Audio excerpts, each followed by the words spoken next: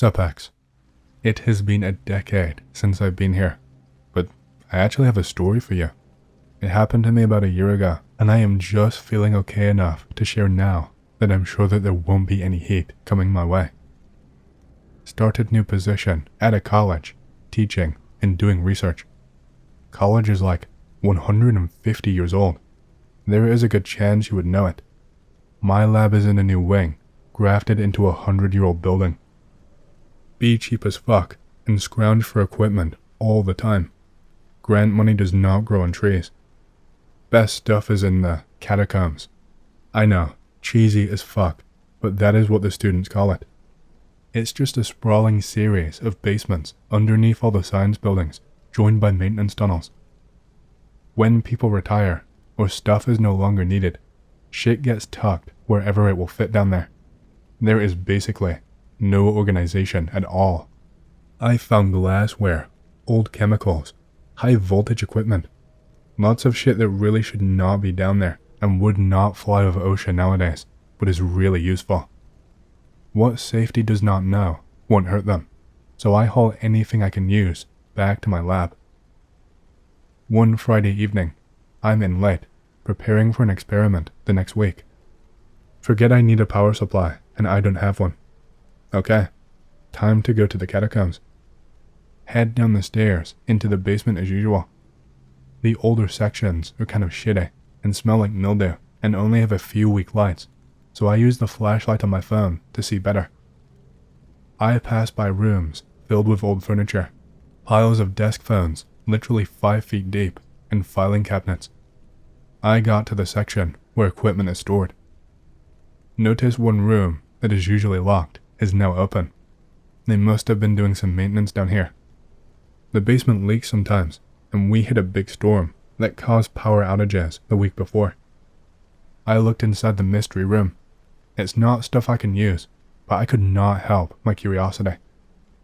Filled with late 19th century looking wooden cabinets and storage chests. Start digging through. I find some electrical equipment that I cannot identify. Books, fossils, and herbarium specimens.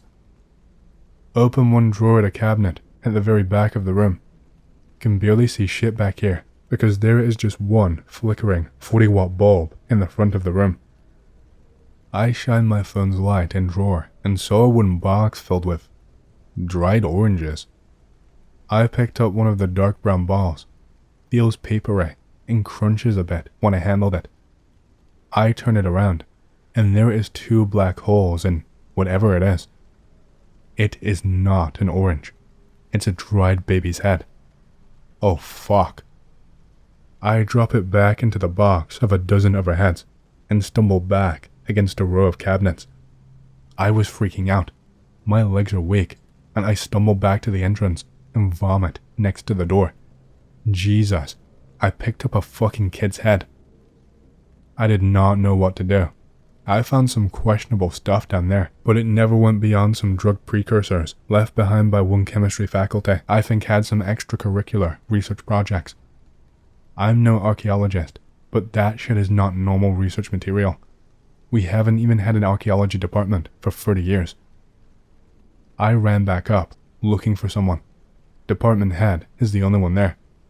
She is an older German lady who recruited me. Nice, but very by the book and very serious. I can barely get anything out and can only manage found something in basement. She looked mildly exasperated with the interruption and followed me down to the room. I pointed to the box and she opens it and freezes for what felt like an eternity, staring at those black holes in the head that I dropped. She slammed the drawer shut and looks at me. Anon, if you know what's good for your career, you will help me take care of this problem that you discovered. She told me this absolutely cannot get out, no matter what. There is probably no documentation, and the college cannot handle police or the media poking around things. They could have been taken from backwater colony, and we don't really want the PR nightmare of having indigenous child heads in our basement. I reluctantly agreed, and as fucked up as it is, I don't have tenure, and messengers are sometimes shot here. She pulled out the drawer and piled some discarded papers on top and start swiftly walking down the hallway with it as I struggle to keep up. I ask, where are we going? To the incinerator. We got a room in the back of the building complex where the waste incinerator is. It's not used very often now, except for sacrificed research animals after we are done with them. She opened up the incinerator door, slid in the drawer, locked it, and pressed the run button. The natural gas burners hissed to life, and a red glow emanated from the seams of the incinerator door. She told me, "You did good by coming to me. Let's just make sure this does not become a problem for either of us, I nod, and we walked out of the basement in silence. I drive home and scrub my entire body in the shower and stare at the ceiling until 3 a.m., wondering what the fuck I am doing with my life. We both pretended it never happened, and I never heard anything about that room. But the next time I went down in the basement a month later, that door had been bricked over. I'm still haunted by this, not because of the heads, but the not knowing. Why were they there? All old, prestigious schools have rooms like that. They hate to throw things away, but I've never encountered anything like that. I don't know if it was some fucked up 19th century anthropologist bringing back severed heads, or if there was a murderer hiding trophies in the basement. It might sound crazy, but look up what happened to Annie Lee. She was a Yale grad student who was murdered by a lab technician. He hid her body in a wall in one of the research buildings. But the thing that sticks in my mind is, if it wasn't for research, have they been there for 120 years or 2? I wonder how much stuff like this gets covered up every day at colleges and universities. I am a medic with the Airmobile Brigade of the Netherlands. I make good money and decided to try and make my dreams of flying come true because I initially tried out for helicopter pilot. I joined an aero club stationed at an old naval airfield. One day, be the last one to leave the hangar. Unplug all devices so that they don't cause an electrical fire. Planes inside hangar are expensive as shit, 100k plus. Later at night, I remember not unplugging the water boiler. As everything the aero club owns, besides the planes, it's old and does not switch off automatically. I was staying with my parents for the weekend and decided to do the drive back to the airfield in one go with driving back home. I drive the car 5 kilometers around the runway. We never ever enter the runway if we don't absolutely have to. There are no lights nearby because the airfield is no longer in use. Complete darkness, beautiful stars. The aero clubs are the only users and the airfield is closed at night. I realize I'm completely by myself and there is not another person around for at least 2 kilometers. As I lock up the hangar after unplugging the water boiler, I heard moaning in the grass on the runway side. I scream, "Hello? Anyone out there?" I hear a faint moan, like someone is in pain. "Ah, help me." I freak the fuck out. "Hang in there, I'm coming." Maybe some scavenger who took a bad fall. I get in my car and shine the headlights into the field surrounding the runway. Maybe like 30 or 50 people laying in the field, stretching their arms at me, begging with desperate eyes, all bleeding heavily through their clothing and some out of their orifices. I freak the fuck out. I grab my phone and dial 112, our country's alarm number, while I look back at the people. I realize they were wearing military uniforms and the arms stretched out to me are like fog. I fucking choke. Throw phone on passenger seat. I race 110 kilometers over that fucking runway towards the gate and leave the fucking airfield. I felt so horrible. Moving down that runway for 3 kilometers seemed to take ages. Seeing them laying in the grass, looking at me. I remember screaming at them that I could not help them. "You're all dead." Should not drive home and stayed in bed at my parents' house for a full day with some bullshit about feeling sick. The history of that place is staggering. It had been a military base since Roman times. It was where the Germans first invaded my country and where rookie kids with hardly any training had to fend off the German invasion, armed only with repeaters. They were slaughtered in minutes. Did I dream? Nope. I got a fine for prank calling the emergency services on my cell phone in the mail. I just paid the damn fine. I used to do a lot of adventure fishing, where I hike into remote rivers and lakes to fish relatively untapped waters. Getting busy with my job, I have not been able to do it much in the last few years, so when the chance came a few weeks ago, I had to take it. My friend that I usually go with bailed at the last minute, but I decided to make a go of it myself. I went out to a lake called Finstead Lake in the Boundary Waters area of northern Minnesota. It is a decent hike to get there off of a fairly crappy logging road, truly in the middle of nowhere. Anyhow, I got out there and fished the shit out of it with a float tube, kind of a one-man raft. I had heard from an old-timer that it had good smallies in there, and it did. I fished late and camped on a little rocky point on the north side. That night, there were so many weird sounds coming from the woods that I could barely sleep. There was something big, moose, bear, I don't know, out crashing around in the woods. There were weird-ass screams from some animal. I was a little on edge about that when I heard music. It was classical music. I could not tell where it was coming from. It was faint, but it went on for over 2 hours. It was a mix of stuff. Sounded like maybe NPR. Then it switched over to Pink Floyd, Dark Side of the Moon. There was someone out there. I could not see any fires other than mine. I put out my fire and packed my shit up and moved way back off the lake to a little rise farther north. I just plopped by, sleeping rolled down, and laid there. About an hour later, I heard motherfucking voices coming from the area where I had been camping. I freaked the fuck out and hunkered down. After a while, they left, but I could not sleep. As soon as it got close to dawn, I was packed up. I went back down to the lake, but did not see shit. I got the fuck out soon after. I cannot stress how far off the beaten path I was. B. I have a story. It appears a stupid prank amongst coworkers gradually grew until my dumb idea for a joke caused a person to go insane and attempted suicide and nearly killed a completely innocent, oblivious pregnant woman.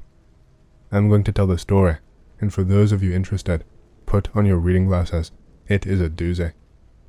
Work at Menards. Be a stalker. My time slot has a group of 7 stalkers. One of these stalkers is named Ken. Ken is sort of an asshole, really isolated, snarky, plays by the rules, and rats people out to the managers, even though the managers don't give a shit about anything. Another one of these stalkers is named Deb. Deb is engaged because she got knocked up. I am friends with 3 of the stalkers. We hang out after work, get high together, get into all sorts of hijinks. One night we get super high and watch The Adjustment Bureau, discussing conspiracy theories after the movie for hours. I come up with a fun idea. What if we just kept sneaking some message to some random person until they went nuts? We discussed it for hours, coming up with dumb shit and giggling like idiots. Next day, we are driving to work. One of my friends comes up with the idea. Hey, guys, we should totally do that subliminal messaging shit to Ken. We all agree, but what message? I come up with the message. We should just keep sneaking and killing Deb into conversations. Like, if we're talking to each other around him, somebody just mention it, and if he notices, pretend like it's nothing. We begin that day. Every time we're by him and talking, somebody sneaks in some quick blurt of, so when are they killing Deb, or something stupid like that. At first, we keep snickering when we do it, and Ken does not catch on. But after a few days, it's already just a part of work. We instinctively sneak it in to as many things as possible. 2 weeks into this process, we sneak one in as Ken walks by, but another coworker was stalking right by us. As soon as we sneak in there, so, when's Deb getting murdered? Our coworker laughs and asks what the fuck we said. Let them in on the joke. That coworker tells other coworkers. Eventually, everybody in our department is in on the joke, except for Ken and Deb. Even the fucking managers sneak it in when talking to us. This goes on like clockwork for a month. Ken starts getting weirded out. notices when it comes up but says nothing. One day, I walk to go use the bathroom. I'm in another department, other side of the store. Ken is nowhere in sight. Hear somebody say, yeah, and then after you empty this pallet, we've got to work on the Deb killing. What? The whole fucking store is in on this. There are hundreds of workers in the store. People just casually sneak in the Deb murder lines everywhere throughout the store. Even on days Ken is not working. What the fuck have I done? The joke starts to grow beyond my control. I hear casual references to Deb's baby being the spawn of the devil. We need to kill Deb before the portal to hell is completed. This goes on for another month. Deb's pregnancy is starting to show. One day, I get a phone call at midnight. Don't recognize the number. Who is this? It's Deb from Menards. Are you friends with Ken? Not really. Why? Ken called her, freaking out about her baby. Ken does not come to work for a week. Walk into Menards one day. There is a bulletin board in the conference room. Somebody has put up a chicken scratch note saying, "Baby devil, kill it." The fuck is going on? When Ken comes back, he is noticeably psychotic. He's lost tons of weight, stutters, darts his eyes everywhere, and keeps writing in a little notebook. Keep seeing him staring at Deb. Deb avoids him like the plague. One day, I find his notebook left at our computer desk. Look around to make sure he is not anywhere to be seen. Open it. He has been writing down names of people, sentences about Deb, trying to put together the story about the baby. Oh shit. It gets worse. One day at work, I'm talking with my coworkers, and Ken comes up to me. Coworker tries to slip in a Deb line. Stop him. What's up, Ken? I need to talk to you. It's important. He makes me go all the way to our conference room on the other side of the building. Asks me how well I know Deb. Not very well. I think something is going on. Either she's in grave danger, or she is very dangerous. I'm not even laughing. I'm legitimately frightened. Last Tuesday at 8:47, you said, the baby is going to be the key to the portal, did you not? I remember the exact date and time, because of what happens next. I don't think I did, Ken. Here. He handed me a sheet from his notebook. He wrote down every date and time he heard me say anything about Deb or babies. And some of them almost definitely did not happen. One said, December 12th, 9:16. We have to empty its blood, or it will bring the end of days. I did not work that day, and definitely never said anything like that. What the fuck is happening? I tell Ken he should get some help. He refuses and tells me I cannot tell anyone. I tell my coworkers, and they think it's hilarious. I am seriously horrified about this. Debate whether or not I should tell Deb. Decide against it. Try to stop as many people from continuing the whole joke. It's unstoppable. I have no control anymore. The joke has grown into a whole conspiracy. One day, Ken is running around, looking for his notebook. He cannot find it anywhere. That night, I find out that somebody from electrical stole it and sent an email with some of the important information Ken wrote down. People began to plan so that Ken's prophecies would come true. Eventually, somebody came to work in a black shroud and kept walking around aisles near Ken. Ken kept seeing him in his periphery. Apparently, Ken wrote about a black shrouded figure destroying the baby. Ken goes home sick. Shit is about to get real. Be this week, Ken has December 31st through January 2nd off. He comes in on the 2nd, buys a few things, hangs around our desk, and just acts creepy. Ask him if he is okay. Says, I've been better, and won't say anything else after that. Leaves 10 minutes to close. Today, neither Deb nor Ken came to work. They were both supposed to. A worker from millwork runs over to me. Dude, Ken fucking went crazy. Well, yeah, he had been crazy since this thing started. What happened? He tried to kill Deb. He broke into her house with a hunting knife and tried to stab her in the stomach, but her fiancé beat his ass. He slit his wrists on their lawn. He's in the hospital. Oh fuck me. Deb quit and is pressing charges and filing for a restraining order. She and her fiancé are moving.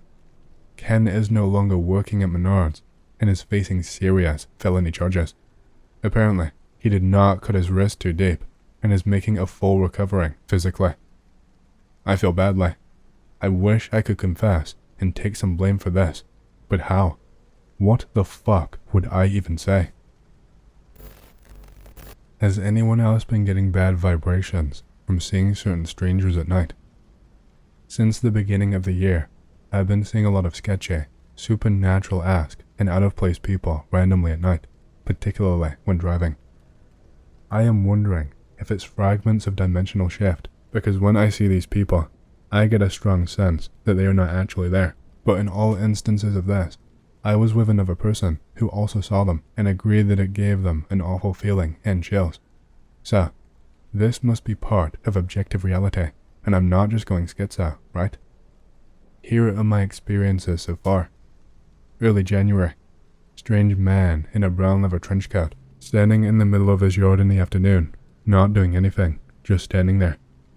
Face is literally grotesque, and it felt like he was staring at me as I drove past, but I tried not to look too long, because I got this strong sense that I should not know he's there. Daughter was in the car with me, and she was the one who noticed him at first, and instantly was scared shitless and convinced she just saw Freddy Krueger or something. Like me, driving through the mountains to set up at a flea market at around 4 a.m. Along the highway, out of right side of my headlights, I notice a man ahead just stumbling onto the road and seemingly trying to run into my car. I swerve to the left, and as my headlights are moving out of view, me and my girlfriend get a quick glimpse of his face, and it wasn't actually there.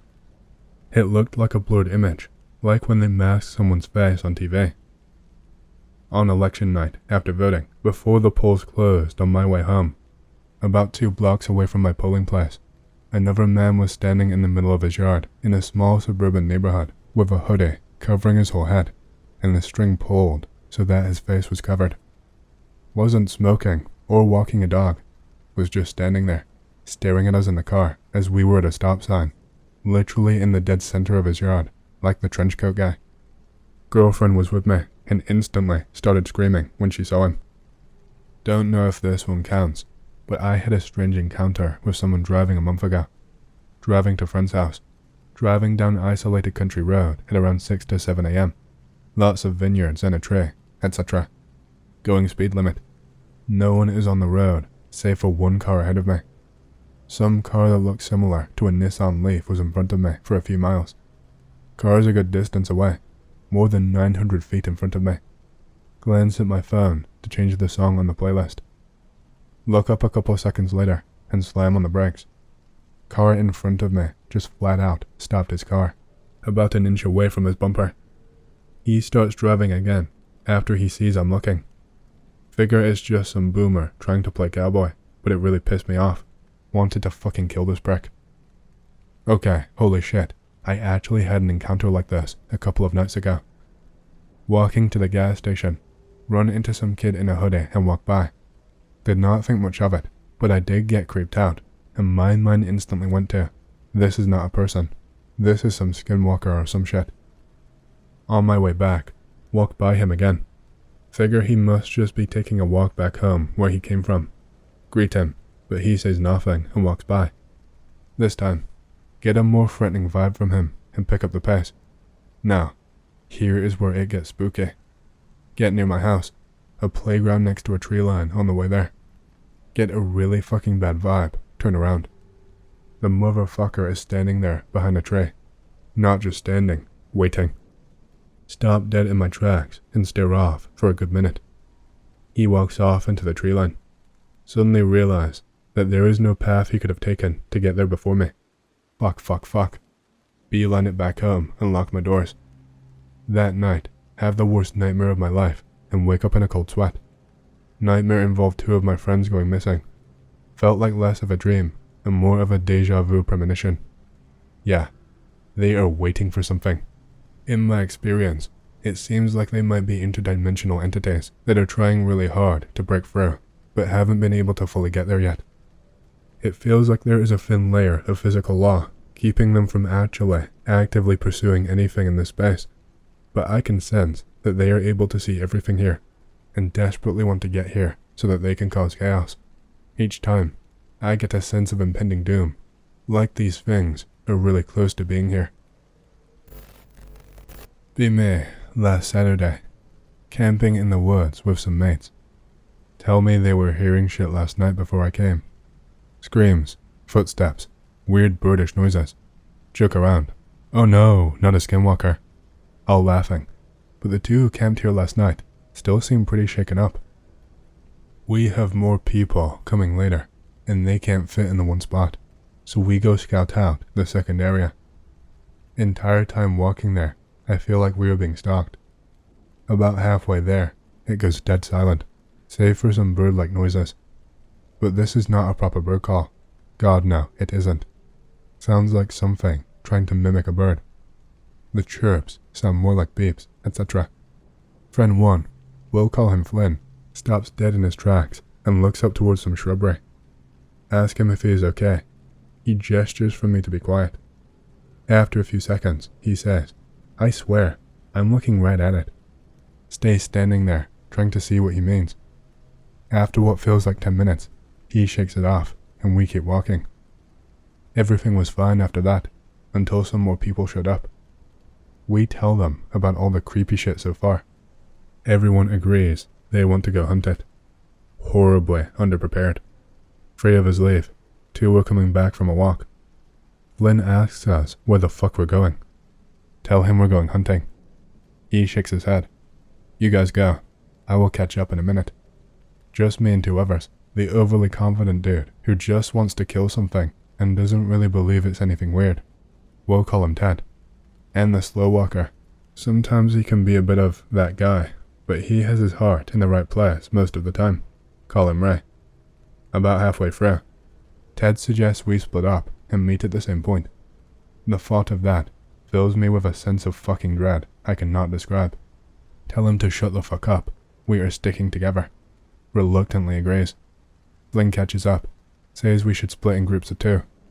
Seems a lot better than everyone lone wolfing it, so I agree. Me and Flynn group up and head further down the bush. Ray and Ted go further east. The whole time walking with Flynn, I feel super paranoid. At this point, I know something is watching us. I feel like it wants to pick us off separately. Feel good about telling everyone to stick together now. Dead silence again. Only the birdish noises fill the nothing. We stop a few times when Flynn tries to look in the shrubbery. Otherwise, we speed walk in the direction of the camp. Meet up with Ted and Ray about halfway there. Ask if they heard anything. Nods, and general lack of talkativeness confirms that they felt what we felt. Start walking back together. Ray lagging behind, all of us getting pissed at him. I would rather he did not get lost and then killed by whatever this thing is, because that there was something out here was confirmed. I know it's not a skinwalker because I'm not a dumbass and I don't live in America, but it's fucking something, and it is hunting us as much as we are hunting it. On the way back, step in mounds of its shit. I know this is its shit because one of us owns the property that we are on, and he confirms that there is nothing here that shits like this. Looks like horse shit, but can't be because not even wild horses out here. Pretty sure we've reached its nesting grounds. Announce this to the group. Everyone except Ray starts walking faster. Fucking dumbass. Get back to camp finally. Sit down with Ted. Smoke some cigarettes with him and play cards. Eventually, the time has come for everyone to go to sleep. Everyone except me, Flynn, and other bro asleep. Flynn goes to get some more wood and chuck a piss. Walk about 10 steps into the brush before we hear something running at him. He nopes the fuck out and attempts to sleep. So does other bro. Eventually, it's just me and Ted awake. He did not tell me he was until morning. Hearing the usual footsteps around us, fake bird noises. Whatever. Decide fuck it and try to sleep. The moment I close my eyes, I hear the most bone-chilling sound. Still fucking haunts me. It's like a dog howling and a man with lung cancer screaming combined. I am wide fucking awake. Takes me an hour to go back to sleep. After the scream, it was the usual footsteps and shit, some closer than others. At one point, not long after the scream, I found out some of the footsteps were Ted getting up to try and find the thing. Wake up in the morning, me and Ted discuss it, share my experience with everyone else. No one doubts that this is some weird fucked up shit anymore, save for maybe Ray. During morning, we hear some more fucked up shit. Girls screaming, laughter. Pack our shit up and get the fuck out of there. So, that is my experience, X. We're going back there soon, this time more prepared. Everyone knows each other's motivations for going back there, to find and put down that thing. Does anyone else know what this could be, X? It freaked us all the fuck out.